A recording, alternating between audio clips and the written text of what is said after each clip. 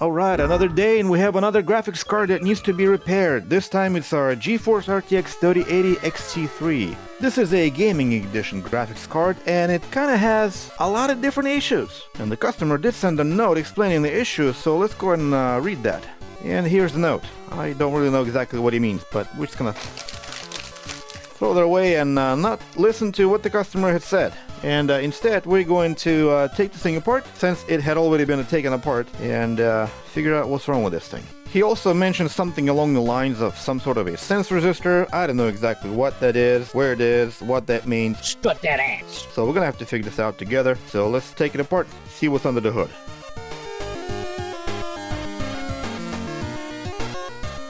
Now I think I finally learned what the customer was talking about. What he was talking about was this shunt resistor, as I like to call it. Some people like to call it a sense resistor because it's sensing the current. I call it our shunt resistor, and I don't know, it's just a name mismatch, I guess. Neither one of them are wrong, both of them are correct, and it's a current sensing shunt resistor. Basically what this is, that's why, but for whatever reason I don't call them sense resistors, I call them shunt resistors. And who cares? You call it a tomato, as long as it functions the same, it doesn't really matter what you call it. Regardless. So let's try to power this thing on using this DIY power meter monitor that I made myself because I'm so cool. Plug in the connectors, the express slot, flip the switch and see what happens. And we're blacking out because something is clearly short. And that's not gonna be me. I'm about average, about 5'10", 5'11" on a good day. The short is actually the supply of my flux that you can see here on my right. I'm running short on flux supply. So that's basically a reminder to a Black Horse Repair to start cooking some flux. I'm running low. So my non-educated guess would be that we have a short circuit on 12-volt rail to which this 12-volt sense resistor is connected. So let's go ahead and whip out the multimeter from our pockets and poke right into that sensing resistor. And we're reading 0. What about the fuse? The fuse is reading good. It's reading 0. And actually we need to check this fuse here instead. So yeah, the fuse is good. Do we have any shorts on 5? No, we do not. What about the memory? The memory is good. Hex 4, 1.8, most important one. Nothing there. 3.3, 12 PCI Express coming in from the slot. Looks good. Sometimes it's worth checking between PCI Express slot and the coil here, because sometimes these coils here, they blow through, see, like that. So that way, if you're measuring this way, you're actually checking 3 things at the same time. You're measuring the shunt, you're measuring the fuse, and you're measuring the coil at the same time. Now in this instance, we see that we have a blown resistor, which is great, or actually fuse. So I don't know. Fuses are resistors that are rated to blow at a specific load. So we can call them a resistor. Okay, so let's go ahead and start ejecting some voltages. Now before I do anything, I want to make sure that I do not have a secondary short on this rail as well, and looks like we do not. So I don't know why the resistor or the fuse has blown on this end while we have a short here. That makes absolutely no sense. Normally if the resistor is blown on this end of the board, the short would be here, likewise on this end of the board. But who knows what happened? Some people are poking around that they shouldn't be poking around. So let's go ahead and inject some voltage into this current sensing shunt resistor, see what we get. So we are injecting, I do not want to be injecting 12 volt. Let's inject 1 volt. I don't know, I'm not seeing anything that I wanted to see, and I'm not pulling any current because we're not properly grounded. Let's get this thing properly grounded. There we go. One more time. I do not see anything warming up. Okay, let's increase the voltage. See if more volts will light something up. I don't see anything. Okay, let's use a macro lens. See if we can get up close and personal with these things. Maybe we spot a shorted driver MOSFET. Very interesting. I see nothing shorted on the board. Maybe is there something on the back? Let's go on the back of the board and try doing the same thing. I see nothing. Okay. Let's increase the voltage. We can increase the voltage, but maybe we do not want to be increasing the amperage. So in case something does blow through, it will not harm the end circuit. I still do not see anything. Absolutely nothing. There's nothing that's warming up on the board. Okay, let's give this thing a whole 12 volt. And there's still nothing on the board. I still cannot see a single sign of anything that's warming up. Since we cannot really see if there's anything shorted, particularly these driver MOSFETs here on the board, let's see if we can visually identify if any of them are blown simply by looking at the pins and see for any kind of sign of blowout. Yeah, I do not see anything so far. Sometimes undetectable shorts like this come from a capacitor, and these capacitors are rather bulky, and sometimes it's very difficult to notice if any of them get warmed up. So usually what I do in that situation is I just kind of keep the voltage on there and see if anything warms up. I think we found them. There, these two capacitors, you see how they're warming up? Let me put in the macro lens on there so we can have a better look. Piece of trash app. See these two capacitors here? Right there. And then there's another cap right next to it. So these two capacitors are clearly shorted. Once we let go, they slowly start cooling down. We energize, they slowly start warming up. All right, we found our two suspects. These are the two capacitors that are here. So let's just break them off like this. Carefully, we do not want to damage anything other than the capacitors themselves. We can use some needle nose pliers to rip them off the board like this. Careful, we don't want to damage anything. All right. Capacitors are out. These were 270 microfarad, 16 volts. Let's see if we still have a short. Here's our multimeter, and Short is gone. that doesn't explain anything. I don't know how these two capacitors got shorted, but all I know now is that we still have a blown fuse. So let's go and replace this fuse. This is going to be 10 Chinese amps, which could translate to about 50 United States amps, but it is what it is. Also, I'm going to have to remove this extra sensing resistor that sense nothing but trouble. So let's go and do that. See if the card will actually power on at the end of the day. All right, here we go. We got our parts right here. Two capacitors, 16 volt, 270 microfarad. Good stuff. And the fuse for the back. So let's go and start working. Start making money. Hit the board. Don't forget to exhaust. We do not want to be We don't want to be breathing any of that incredibly delicious smelling black horse repair flux. Let's go under a microscope to make it a little bit more interesting. There we go. The fuse got blown. Why, I don't know. We don't care. We're just gonna replace it. Okay, the bad fuse is out. Where's the good one? I have no idea. There we go. There's the good fuse right there. So because this is a Chinese fuse with 10 Chinese amps, by the time this fuse blow, we're going to have a hole on the board. All right, now let's remove those two capacitors. I think it's gonna be these two. So this one and that one. How did that happen? I have no idea. So we're just gonna apply some heat. Let's start focusing on this one first. I will put just a little bit of low melt that I stole from Northridge Fix. Don't tell them. Very little. I don't usually bother, but I'm doing it for the sake of content. So let's heat this thing up, and the pins will drop through the board very easily. Let's repeat the same thing here. Make sure you're working on the same pins so that you do not end up introducing low melt into the wrong area. Okay, with that done, we're gonna take another tip. This time it's gonna be tip like this. And what I wanna do is I'm going to work that low melt into that hole. That's going to be a T115 handle right there. That's what I want. I want that stuff to go in there, especially on the ground pad. And the same thing here. That will really make it go through. And that's exactly what I want. All that low melt go into that hole. Probably look on the board side, see what kind of a mess that we've created. And we got pieces that are sitting around here that we do not want. Get rid of that. Get rid of that. Get rid of that. Yep. See all that solder? That's what you want. You want it all the way through. Perfect. Now let's go flip over to the back one more time, and while the board is still hot, we're going to wick these pads with the biggest soldering tip that you've got, and you want to do it quick while everything is still hot. Hopefully that was enough. Don't know. I do not want 450 degrees in here. No sir. I'm just not the kind of guy. I think we have our holes cleared out. You can see here. All right, let's go ahead and put the capacitors in. So one cap goes in, solder it on really quickly. It's going to be a little bit tricky because the board is extremely hot, and touching the capacitor with the finger doesn't really help a whole lot. But that's okay. You kind of get used to the pain. The longer you do this, the easier it becomes. You learn to take the pain. All right, let's go under a microscope. Actually, no, let's just finish this off here really quickly. A little bit of heat. Perfect. Clean up. Black horse repair is the easiest flux to clean. If you haven't tried it, I highly recommend you do. It is probably one of the best all-around flux. I like to call it universal flux for a simple reason. It's not perfect for anything, but it is good for everything. Probably not the best words to advertise the product, but you gotta trust me. This thing works really good on everything. It's not perfect for anything, but it's good for everything. I hope that makes sense. The best universal flux that I've ever tried. So, and I don't know if you can see this, I got so many syringes, so this is not even half of the amount of flux that I've tried, so whatever. Let's focus on that current sensing shunt resistor, as we call it from now on. There it is. Let's get this guy out of there.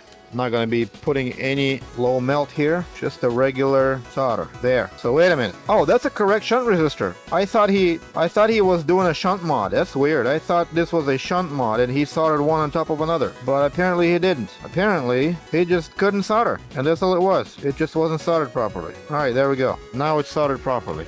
A little bit too much of a blob, but who cares? The more solder blob you leave, the better the contact. And it's actually surprising to me that the fuse did not blow, so who cares? Sometimes these fuses do not blow all the way through. They would still allow 12 volts to go through, giving you an impression that you have 12 volts everywhere on the board. But in reality, that fuse became probably a few hundred ohms resistor. That fuse probably turned into a few hundred ohm resistor. And under any load, it's basically useless.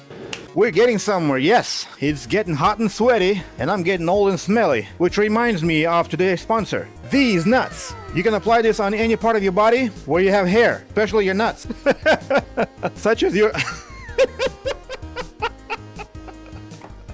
Alright, straight face, such as your legs and armpits, and it smells good, and you'll smell good. It'll also give you big wood. If you don't believe me, look at the label. See right there. It says big wood. Can you read that? Yeah, big wood. Happy nuts, big wood. If that doesn't sell it, I don't know what will. Too bad this thing doesn't last more than 12 hours. You wipe it on, 2 hours later, you smell like a dog again. No, I'm kidding. It doesn't last very long, so, but who cares? It gives you a scent of big wood. Alright, who cares?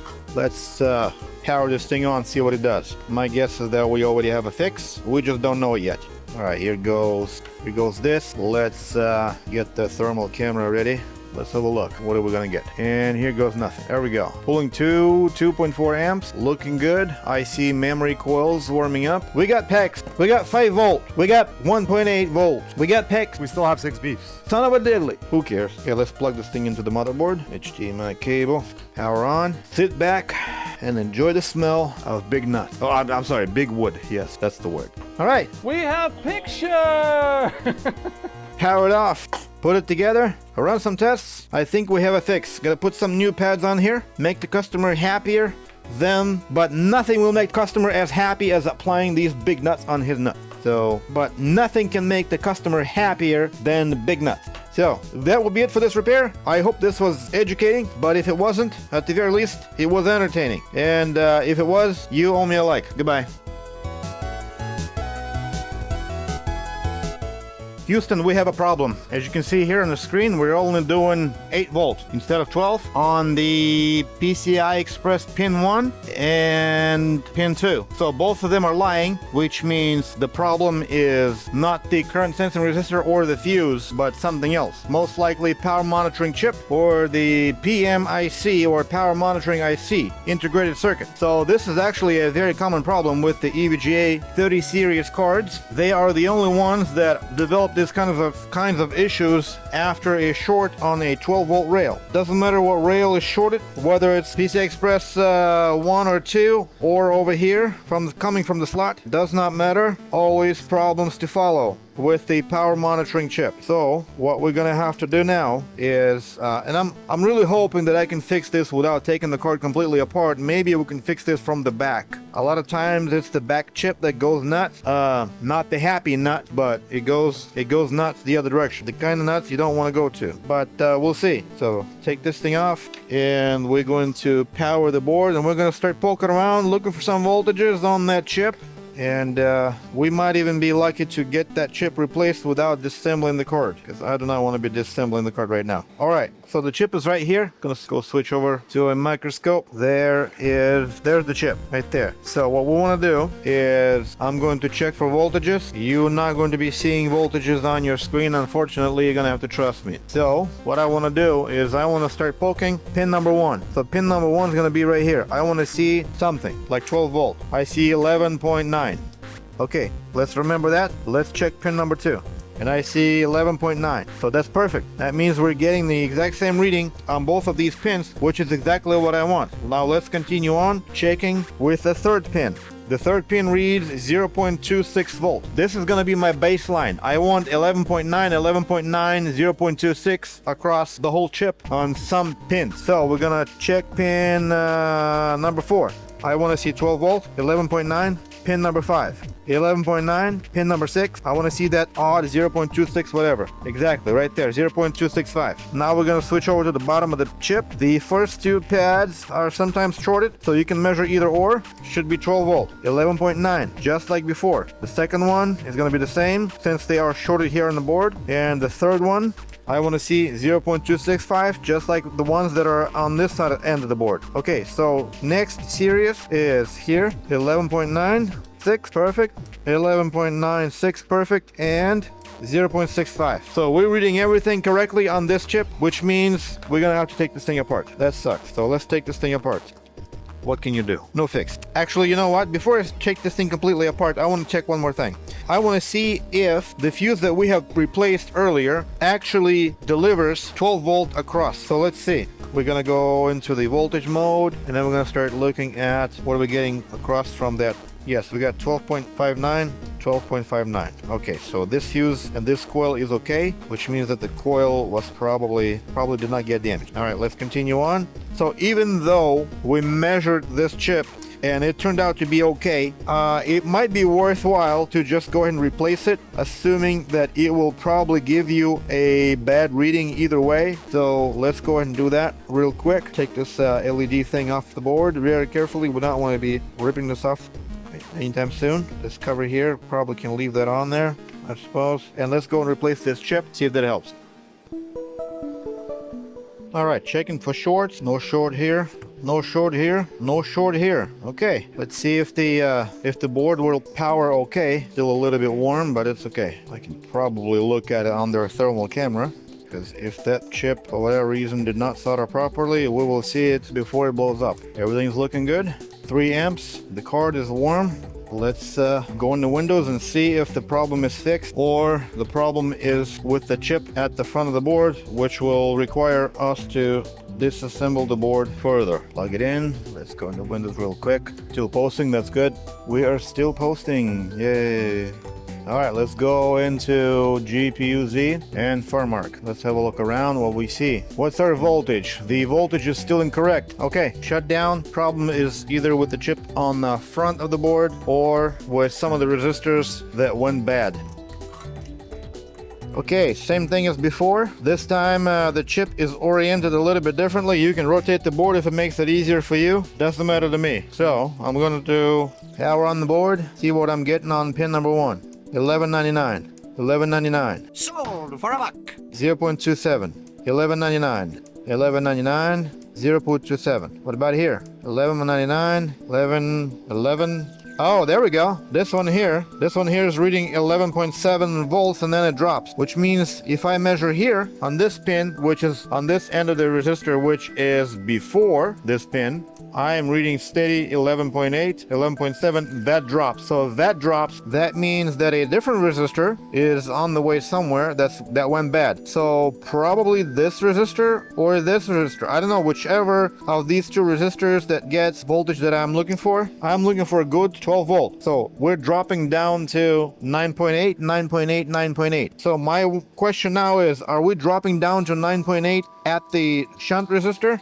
Let's measure the shunt resistor. Correct. The shunt resistor before and after measures the exact same voltage. We're measuring 9.6 volt here, 9.6 volt here. Why is that? That is very interesting. We're actually measuring, whoa. We're actually shorting out. Something is shorting out on the board. Very interesting. So there's still something short on the board.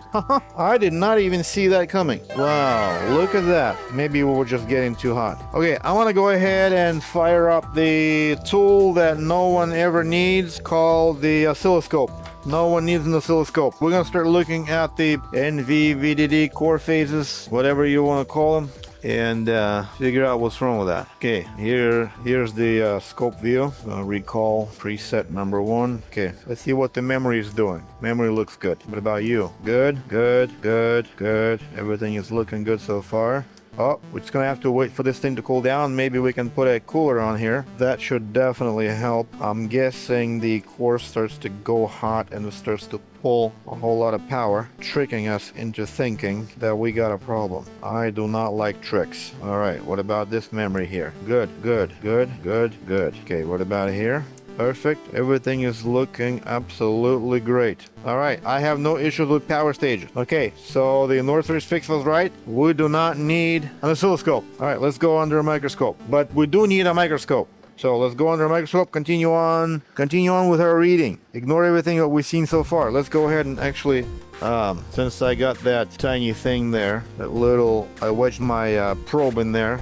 I want to iron the pin so that's not short there. All right, so the pin is ironed. Let's go and wipe this out real quick, and let's start poking around. So we were poking here, there, and we were getting low voltage, but we can ignore that for now. Okay, so I'm reading 12.1, 12.1, 0.2, 0.250 or something like that. Okay, so third pin, 12.1. 11.4. Haha. See? So here I'm reading 12.1. On this one I'm reading 11.4. And so this one's gonna be messed up as well. Yep, this one's like 0. This one is 0. So 1, 2, 3, 1, 2. We were reading 11 point something here. Yes. So where does that go? That goes into here. So this resistor has good 12.1, but it's got bad 11.49 volts coming out. What is this resistor? I have no idea. Probably 50 ohms or something. Let's look at this random board view here that you find on the internet everywhere, and let's figure out. Okay, we were at the front of the board and we were measuring this resistor here, this pin. So this pin was good, this one was good, this one was good, this one was good, this one was bad. So it goes to 100 ohm. Wait, what? Really? Does it go here?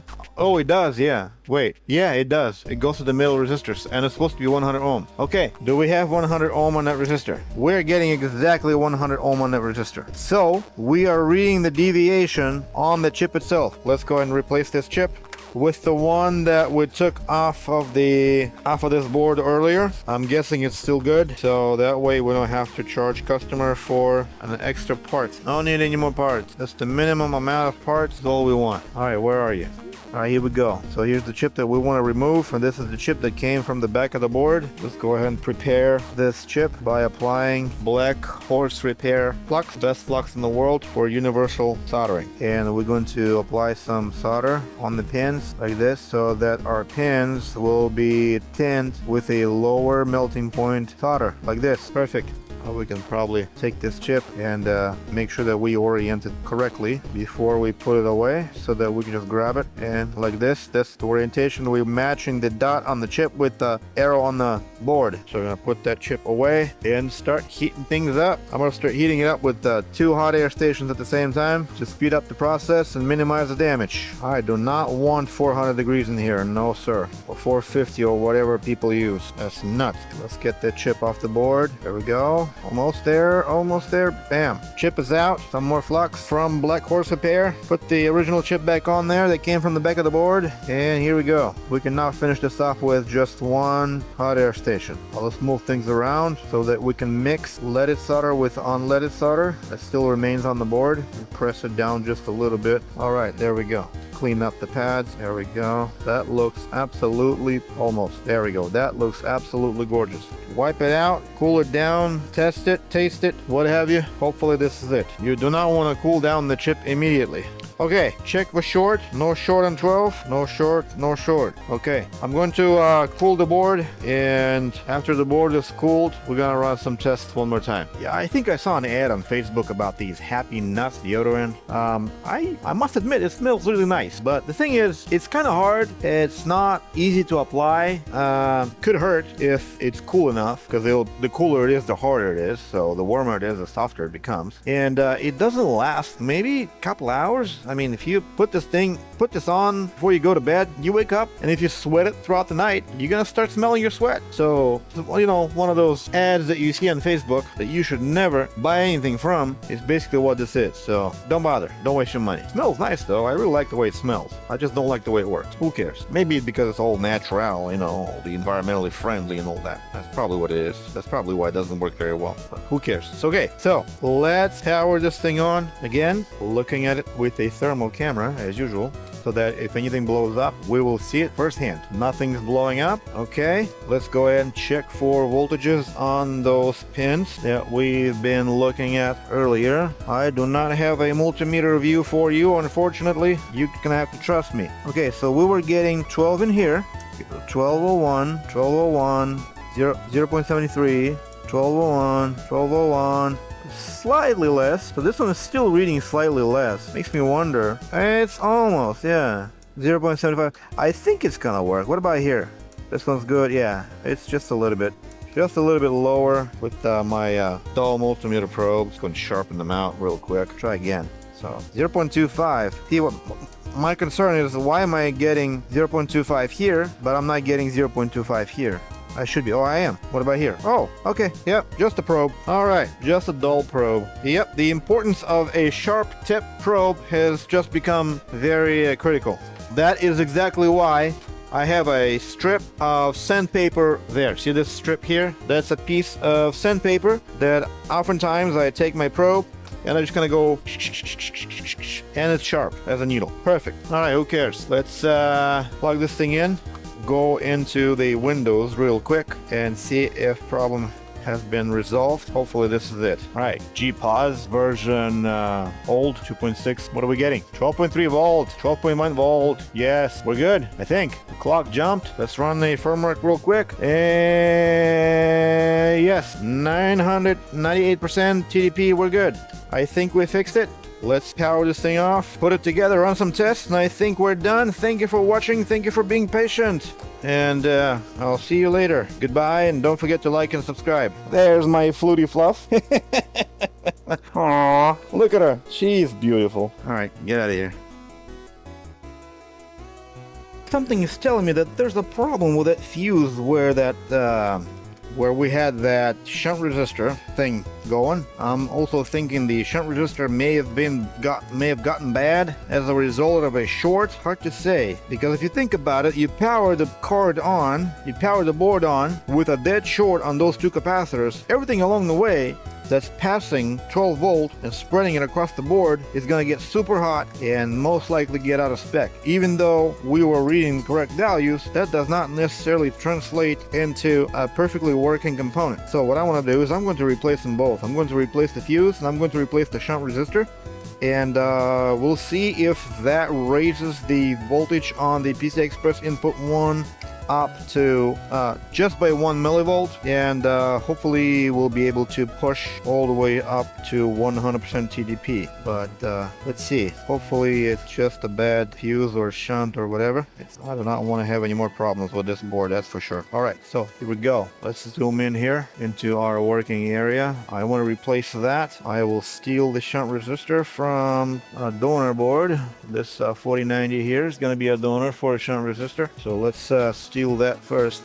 There we go. There's our shunt resistor. Put it over here. Now let's remove all that stuff off of here. Fuse and the shunt. There we go. There goes the fuse. And let's grab the shunt with the tweezer. There we go. And put in a good shunt in there. All right, there we go. That looks good. Good flux. What more do you want? If that does not help, I'm done. I'm not going to cry about 3% performance loss. Just not worth it. It's a miracle that we were able to fix this as is. What is this, like a fourth time? Is this the third time or a fourth time? When I assumed it was fixed. Now you know why these things take a while. There's no such thing as easy pizza. If I wasn't recording, I'd probably fix this in maybe 30 minutes or so. But I'm recording, so it's probably 2 hours already. And it's Sunday, but it's okay.